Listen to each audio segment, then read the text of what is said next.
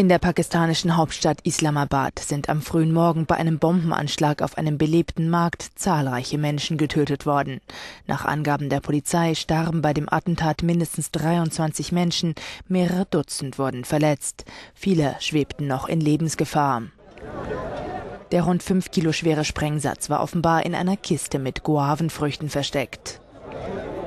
Es ist der schwerste Anschlag seit Jahren. Die Hauptstadt des Landes war bisher nur selten das Ziel von Terroristen. Zunächst bekannte sich niemand zu der Tat. Jüngsten Informationen zufolge sagen die Taliban, dass sie nichts mit dem Attentat zu tun hätten. In Pakistan gibt es noch Dutzende andere militante Gruppierungen.